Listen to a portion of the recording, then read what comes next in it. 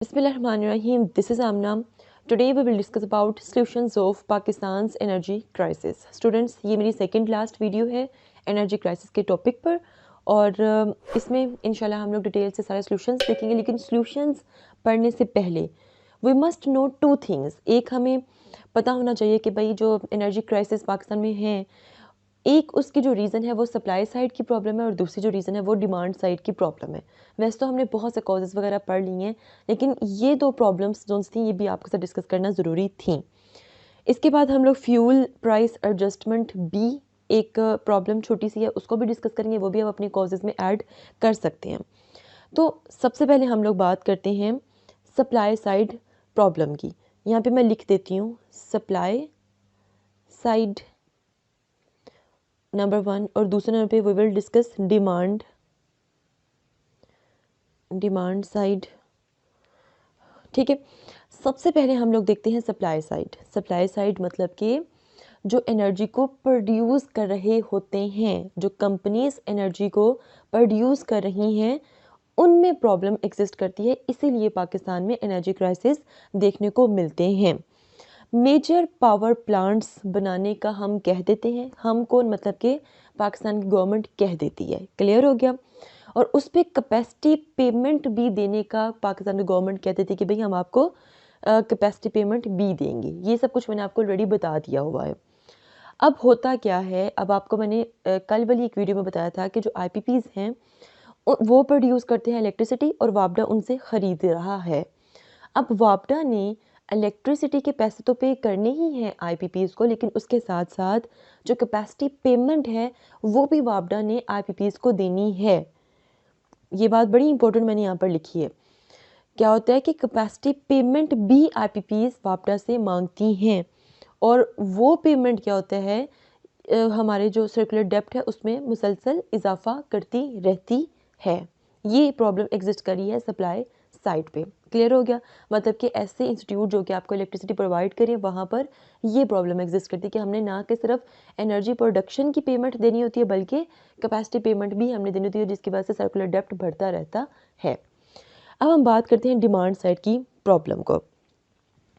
Major sectors that consume electricity are domestic.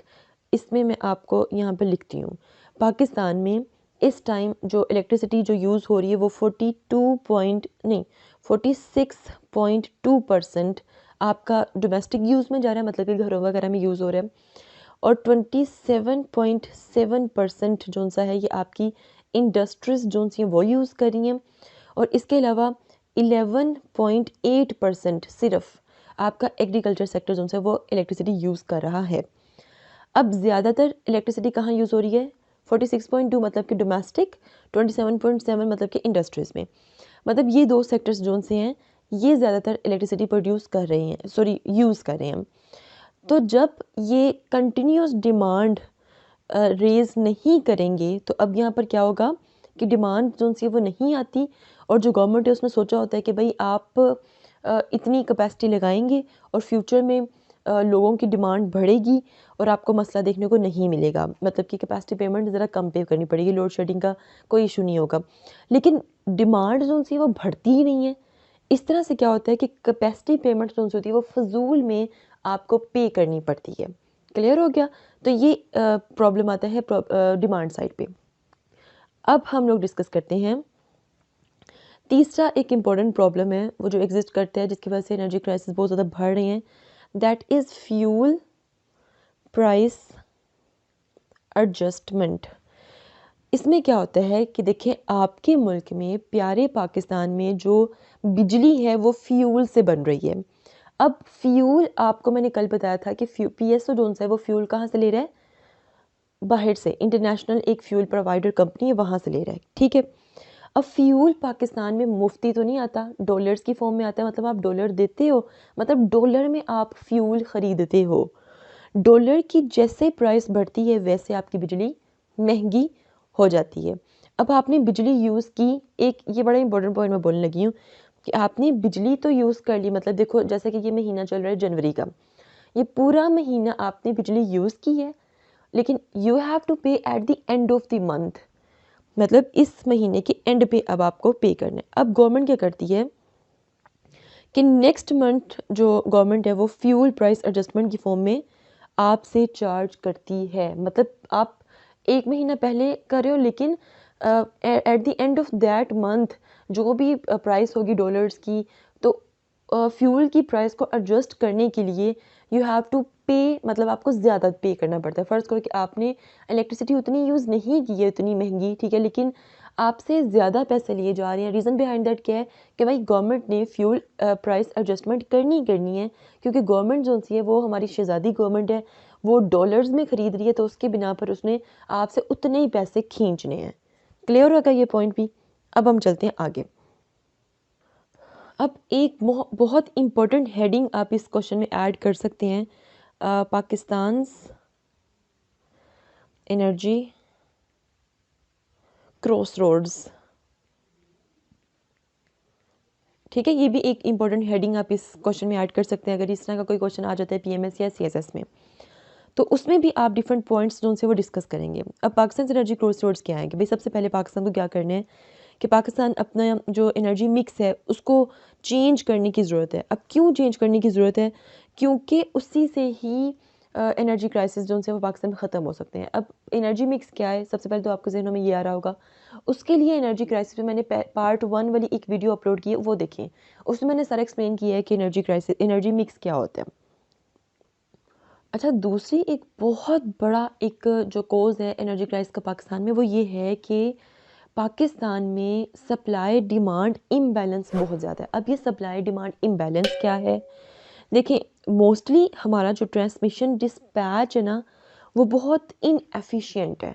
ठीक है, मिसाल के तौर पे मैं आपको एग्जांपल देती हूँ कि कोई जगह है पाकिस्तान में, कोई भी सूबा है, आपने वहाँ पर 136 विंड पावर प्लांट्स जो उनसे हैं वो लगा लिए हैं। कितने? 136। अब आप क्या कर रहे हैं कि 136 पावर प्लांट से सिर्फ और सिर्फ, यहाँ पर मैं लिख देती हूँ कि आप लोग सिर्फ और सिर्फ 1300 मेगावाट इलेक्ट्रिसिटी प्रोड्यूस कर रहे हैं। ठीक है, लेकिन वो ऐसी जगह है जहाँ से आप तकरीबन 5000 मेगावाट इलेक्ट्रिसिटी भी बना सकते हैं, but you don't have enough availability of resources to uplift that energy. तो इसलिए आप समझो कि एक इम्बैलेंस है और एक मतलब कि इनएफिशिएंसी जो सी वो एग्जिस्ट करती है। क्लियर हो गया? अच्छा, इसी में आप एक और पॉइंट डाल सकते हैं, that is about geopolitics.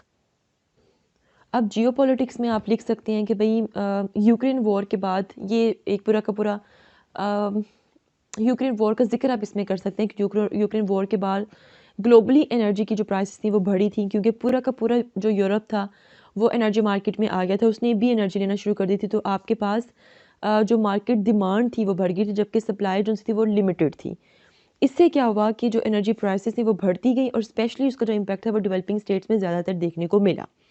That's why we have to change our energy mix, ताकि हम चीज़ों को सस्टेनेबल वे में लेकर चलें। ठीक है, अच्छा, इसके अलावा ठीक है, ये सब कुछ आप लिख दीजिएगा, पाकिस्तान एनर्जी पोटेंशियल की क्रॉस रोड्स में सब कुछ लिख दीजिएगा।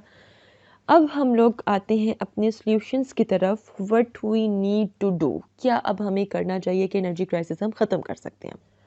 अब यहाँ पर जो मोस्ट इम्पॉर्टेंट चीज़ है ना, वो मैंने यहाँ पर हाईलाइट कर दी है। ये आप देख सकते हैं, ये सारी मैंने हाईलाइट कर दी है। इसमें क्या लिखा गया है? इसमें ये लिखा गया है कि भाई एक मैगज़ीन है, उसमें ये लिखा गया था कि पाकिस्तान अगर सिर्फ़ और सिर्फ अपने बलूचिस्तान में, मतलब बलूचिस्तान के सूबे में सिर्फ 0.25% लैंड, कितने? 0.25% लैंड पर अगर बलूचिस्तान में पाकिस्तान सोलर पैनल्स लगा लेता है, तो उससे क्या होगा कि 20% एफिशिएंसी पाकिस्तान अपनी इंक्रीज़ कर सकता है। ये इतनी एफिशिएंसी हो सकती है कि पूरे के पूरे पाकिस्तान को इलेक्ट्रिसिटी प्रोवाइड कर सकती है। ठीक है, मतलब कि सोलर कैपेसिटी तकरीबन 1.22 GW होनी चाहिए। तो ये ये मतलब कि इतनी कैपेसिटी है पाकिस्तान में कि सिर्फ ज़रा सा एरिया यूज़ करते हुए, सोलर पैनल्स यूज़ करते हुए पूरे मुल्क को इलेक्ट्रिसिटी प्रोवाइड की जा सकती है। लेकिन पाकिस्तान फेल है to utilize its potential and मतलब कि अपने खुद के जो भी रिसोर्स हैं उनको यूज़ करने में वो टोटली फेल हो चुके हैं और that is totally under performed. Clear हो गया? अच्छा, इसके अलावा ये देखें, ये चीज़ इंपॉर्टेंट थी इसलिए इसको हाईलाइट करना और आपने भी पेपर में इसको पॉइंटर से लिखना है। देन है जी सोलर, यहाँ पे लिखा हुआ है जी कि क्यों सोलर पैनल्स क्यों होने चाहिए पाकिस्तान में। बहुत से इसके रीज़न्स हैं भाई। सबसे पहली रीज़न तो यहाँ पर आ जाएगा, जियोग्राफी यहाँ पर एक्सप्लेन की गई है। तकरीबन 70% जो आबादी है पाकिस्तान की वो रिमोट विलेजेस में रहती है और वहाँ पर मतलब कि नेशनल ग्रिड्स तक उनकी मतलब कि रीच नहीं है, एक्सेस नहीं है। तो according to different findings of solar energy research centre, इसके मुताबिक बहुत से जो लोग हैं वो अपनी जो कुकिंग वगैरह है वो मतलब कि गाय भैंसों का गोबर होता है, फिर उसको सुखाया जाता है, फिर उसको आग जलाकर और फिर उसकी मदद से वो खाना वगैरह बनाते हैं, ठीक है, या लकड़ियाँ वगैरह यूज़ करते हुए। तो ये एक अलार्मिंग सिचुएशन है फॉर डिफॉरेस्टेशन, मतलब डिफॉरेस्टेशन की तरफ जा रही है और इससे ना कि सिर्फ एनवायरनमेंट बल्कि लोगों की हेल्थ भी इफ़ेक्ट होगी। तो कहते हैं कि भाई आप मतलब ज़रूरत है कि आप सोलर की तरफ जाओ ईज़िली, मतलब कि लोग मतलब कि आप उसमें सब्सिडीज़ दो लोगों को कि मतलब हर लोगों के लिए आसान हो जाए कि वो अपने घरों में सोलर पैनल्स का यूज़ करें इंस्टेड ऑफ दिस कि भाई एक अलार्मिंग सिचुएशन हो जाए डिफॉरेस्टेशन की तरफ और इसके अलावा लोगों की हेल्थ जोन से वो भी इफ़ेक्ट हो। देन उसके बाद प्रैक्टिकल अप्रोच अगर हम यहाँ पर अप्लाई करें, कॉस्ट इफ़ेक्टिव एनर्जी की बात कर लेते हैं। अच्छा, अब ये जो पॉइंट थर्ड है ना, दिस पॉइंट, यहाँ पर मैंने कंपैरिजन किया हुआ है इंडिया में और पाकिस्तान की इलेक्ट्रिसिटी की अवेलेबिलिटी में। अगर आप लोग देखो यहाँ पर इंडिया में जो एवरेज इलेक्ट्रिसिटी कॉस्ट है that is only and only 5.90 per unit only. That is very low as compare to Pakistan. लेकिन अगर हम लोग पाकिस्तान में देखो तो 45 पर यूनिट। और जो भी कोई सैलरी वाला बंदा है भाई, जिसकी सैलरी आनी होती है, उसके लिए तो भाई अफोर्डेबल है ही नहीं। उसको तो पूरी की पूरी जो सैलरी है वो जानी ही सिर्फ बिल की पेमेंट पर है। सो होपफुली ये स्लाइड होगी है कंप्लीट। तो थोड़ा आपको आइडिया हो रहा है कि क्यों आपको पैनल्स की तरफ जाना चाहिए, सोलर पैनल्स की तरफ जाना चाहिए। हर घर में बेसिकली हर घर की ज़रूरत है सोलर पैनल्स। और 6 पैनल्स तकरीबन 3.3 केवी की, मतलब अगर हर घर में दे दी जाए, ठीक है, तो एनर्जी की जो नीड है वो पूरी हो सकती है। बाकी फैक्ट्स फिगर मैंने लिखी हुई हैं, इनको आपने खुद पढ़ने। यहाँ पर मैं आऊँगी visibility of wind power in Pakistan. भाई यहाँ पर आई कुड से मैंने यहाँ पर स्टैटिस्टिक्स थोड़ी सी यहाँ पे ऐड की हुई।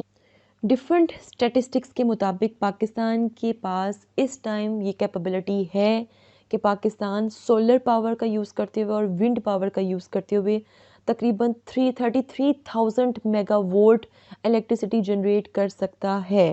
क्लियर? कितनी? 33,000 मेगावोल्ट। और this implementing this strategy could yield cost saving of 15% and significantly reduce emissions by 50%। मतलब इतना हमें फ़ायदा इससे हो सकता है। एंड मतलब इवन कि आप फ्यूचर इंस्टॉल्ड कैपेसिटी जोन है वो भी डिज़ाइन कर सकते हो पाकिस्तान में। बस इसमें ये होगा कि भाई गवर्नमेंट कुछ इस तरह के एम्बिशियस किस्म के प्रोग्राम्स इनिशिएट करे जिसकी वजह से पूरा का पूरा इसका फ़ायदा उठाया जाए। फिर है जी विंड पावर की तरफ भी पाकिस्तान जाए। वाई विंड पावर क्यों अब ज़रूरत है भाई, इसकी भी पीछे कुछ फैक्ट्स फिगर्स है, मैं आपको बता देती हूँ। पाकिस्तान में जो विंड की स्पीड है ना वो इतनी आउटस्टैंडिंग है कि आप उससे इजीली इलेक्ट्रिसिटी जनरेट कर सकते हो। इवन कि कुछ दूसरे कंट्रीज़ में इस तरह की विंड नहीं है। अगर मैं इस्लामाबाद की बात करूँ तो वहाँ पर जो विंड की स्पीड है दैट इज़ 6.2 टू 7.4 मीटर पर सेकेंड, ठीक है। और अगर कराची के करीब करीब अगर हम लोग बात करें तो वो 6.2 टू 6.9 मतलब इतनी है। और आप कह सकते हो 13.8 टू 15.4 माइल्स पर आवर।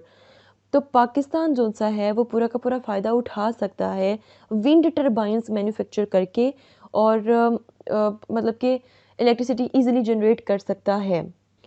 चलो हम लोग इस्लामाबाद की बात नहीं करते, हम लोग कराची की बात है। अगर हम लोग सिर्फ बलूचिस्तान की बात करें या अगर हम लोग सिर्फ और सिर्फ बात करें सिंध प्रोविंस की बात करें तो वहाँ पर आप कोस्टल विलेजेस जोन से हैं, ठीक है, आप विंड की मदद से इलेक्ट्रिसिटी जनरेट करके कोस्टल विलेजेस जोन से हैं उनको भी इलेक्ट्रिसिटी प्रोवाइड कर सकते हैं। ये तो कुछ सॉल्यूशंस जो मैंने आपके साथ डिस्कस किए हैं। इसके अलावा भी मैं आपको और सॉल्यूशंस बताऊंगी, लेकिन यहाँ पर एक दफ़ा रुक कर जितने भी मैंने लेक्चर्स दिए एनर्जी क्राइसिस पे एक दफ़ा खुद रिकॉल करें, वीडियो को स्टॉप करें, खुद से रिकॉल करें, खुद से सॉल्यूशंस बनाने की कोशिश करें कि किस किस तरह आप एनर्जी क्राइसिस को ख़त्म कर सकते हैं पाकिस्तान में। तो अगर हम लोग देखें तो मतलब कि अगर सोलर और विंड की बात हो रही है इट्स मीन कि we have to move toward renewable energy resources. दूसरे पॉइंट पे हमें क्या करना है, हमें अपना जो ट्रांसमिशन लाइंस हैं उनको अपडेट करना है। तीसरे नंबर पे हमें क्या करना है कि हमें आईपीपीज़ के साथ बैठकर एक डील करनी है। हमें उन्हें कहना है कि भाई हमें आपको कैपेसिटी पेमेंट नहीं देनी है, ठीक है? मतलब कि हमें उनकी अकाउंटेबिलिटी करनी है। हमें देखना है कि जितना वो डिमांड कर रहे हैं, क्या उतनी ही कैपेसिटी जोन-सी है वो प्रोड्यूस कर रहे हैं, क्या उतनी इलेक्ट्रिसिटी जनरेट कर रहे हैं, या इसमें भी करप्शन है? मतलब कि we have to eradicate corruption. तभी हमें पता चलेगा कि हाँ, हम लोग कहाँ स्टैंड करते हैं। जब आप पैसे देते हो ना हलाल के पैसे, तो बड़ी तकलीफ़ होती है। तो ये कैपेसिटी पेमेंट फ़िज़ूल की पेमेंट है, आप उनको किस तरह पे करते हो। तो इसमें भी अकाउंटेबिलिटी है, क्योंकि बाहर की जो कंपनीज़ अब यहाँ पर आकर कह रहे थे भाई हमने इतनी इलेक्ट्रिसिटी जनरेट की है और एक्सेट्रा एक्सेट्रा एक्सेट्रा, ठीक है? इस पे भी आपको ऑडिट एंड अकाउंटेबिलिटी की तरफ जाना है।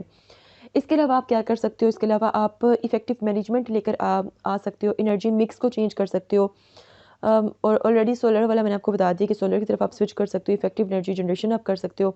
उससे क्या होगा कि बहुत सी एम्प्लॉयमेंट जोन सी हैं वो भी जनरेट होंगी। और इसके अलावा जो लाइन लॉस है उसको भी आप ख़त्म कर सकते हो पाकिस्तान में। तो ये तो वो चीज़ें थी जो मतलब हाँ, इसके अलावा जो गवर्नमेंट सब्सिडीज़ दे रही है इलेक्ट्रिसिटी में उसको आप ख़त्म करें। किस चीज़ की आप सब्सिडीज़ दे रहे हैं, ठीक है? तो ये कुछ जो मेरे ज़हन में आया मैंने बोल दिया। इसके अलावा आप ख़ुद भी डिसाइड करें कि भई आप इसमें क्या लिख सकते हैं, मज़ीद किस तरह के सॉल्यूशंस दे सकते हैं। अब मैं आपको एक और इनोवेटिव सॉल्यूशंस की तरफ लेकर चलती हूँ कि मज़ीद इनोवेटिव सॉल्यूशंस यहाँ पे मैं लिख देती हूँ, इनोवेटिव सॉल्यूशंस। अब इनोवेटिव सॉल्यूशंस आपने किस तरह लिखने हैं, जो मैंने आपको सब बताया ये तो आपको याद ही है, बट जब सॉल्यूशंस आपने लिखने हैं आपने हेडिंग देनी इनोवेटिव सॉल्यूशंस की, एक लाइन लगा देनी है। अब आपने एक तरफ लिखते जाना है लॉन्ग टर्म के सॉल्यूशंस और एक तरफ आपने लिखते जाना है शॉर्ट टर्म्स के सॉल्यूशंस। ये जो मैंने सब बातें बोली हैं ना, अब इनको हम ज़रा देखते हैं कि इनमें से कौन से लॉन्ग टर्म सॉल्यूशंस में जाते हैं और कौन से शॉर्ट टर्म सॉल्यूशंस में जाते हैं। अगर हम लोग बात करें शॉर्ट टर्म सॉल्यूशंस की, तो मतलब शॉर्ट टर्म्स पर हम जल्दी से क्या कर सकते हैं, हम लोग एनर्जी थेफ्ट जोन होते हैं, मतलब बिजली चोर उनको ओवरकम कर सकते हैं, ठीक है? पहले नंबर पर शॉर्ट टर्म सॉल्यूशंस। दूसरे नंबर पे हम लोग क्या कर सकते हैं कि हमें आईपीपीज़ जोन सी हैं उनके साथ बाकायदा रिवाइज़ करनी है अपनी पॉलिसीज़, ठीक है? और उनकी ऑडिट एंड अकाउंटेबिलिटी हमें करनी है। ये शॉर्ट टर्म्स भी हो सकती हैं।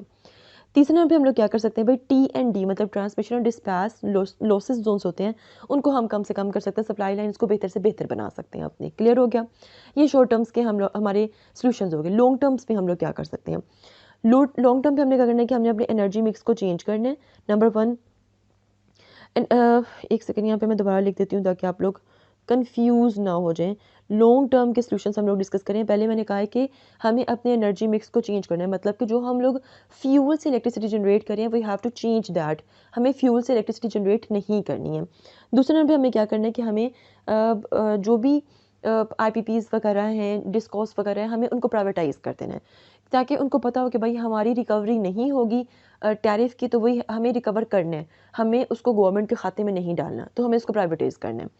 तीसरे नंबर पे क्या करना है कि गवर्नमेंट को चाहिए कि सर्कुलर डेप्ट जोन से उसको ख़त्म करें, जल्द अज जल्द उसको ख़त्म करें, ठीक है? और ये तभी ख़त्म होगा जब कैपेसिटी पेमेंट उससे जान छुड़वाएंगे, तब ये ख़त्म होगा और रिकवरी जब बेहतर होगी तब। चौथे नंबर पे हमें क्या करना चाहिए कि हमें नेट मीटरिंग की तरफ जाना चाहिए। मैं आपको समझाती हूँ भी नेट मीटरिंग क्या होता है।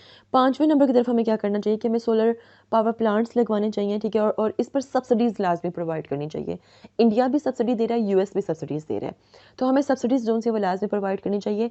मतलब फ़र्ज़ करें कि आप हर घर को सब्सिडी प्रोवाइड करें कि आप अपने घर में सोलर पैनल्स लगाएं, कि मतलब आपको फ़र्ज़ करें कि हम लोग 1 लाख का एक सिस्टम दे रहे हैं, एक घर में 1 लाख या 50,000 का आप सिस्टम देते जाएँ और उन्हें कहें कि भाई यू हैव टू पे रीपे या पे बैक आपने हमें करना है, इंस्टॉलमेंट में चाहे आप कर दें, ठीक है? अगर वो 5-5 हज़ार करके भी आपको पे करेंगे तो एटलीस्ट रीपे तो वो करेंगे आपको। इसके अलावा आपको करना है कि डाटा एनालिसिस की तरफ जाना है, या छठे नंबर पे आप 7वें नंबर पे आपको क्या करना है कि आपको हाइड्रो और विंड पावर प्लांट्स की तरफ भी आप लोग जा सकते हो। एक और मज़े का काम आप कर सकते हैं, वो है जी प्रीपेड मीटर्स जो से हैं गवर्नमेंट, उसकी तरफ भी जा सकते हैं। प्रीपेड मीटर्स बिल्कुल वैसे होते हैं जैसे कि फ़र्ज़ करें कि आपकी सिम है मोबाइल की, आपने उसमें कार्ड लोड किया, उसके बाद ही आप कॉल कर सकते हैं। क्लियर? तो आपको इस तरह के प्रीपेड मीटर्स की तरफ जाना है, इस तरह का कॉन्सेप्ट लेके आना है जहाँ पे जो पेमेंट होगी वो पहले ली जाएगी। इससे ये होगा कि वो ऐसे लोग जो कि बिल्कुल भी पे करते ही नहीं हैं, वो मतलब कि जो बिजली चोरी का कॉन्सेप्ट है उससे निकला जा सकता है, और जो कुंडा माफिया उसको भी ख़त्म किया जा सकता है। ठीक है, तो ये जी सारी कुछ चीज़ें थी जो मैंने आप लोगों के साथ डिस्कस कर ली हैं। तो if you have any question, do right your questions in comment section below and hit the like and subscribe button you haven't yet. मिलते हैं जी नेक्स्ट हॉट इशू के साथ। अंटिल देन मुझे अपनी दुआ में याद रखिएगा। स्टे ट्यून्ड एंड अल्लाह हाफिज़।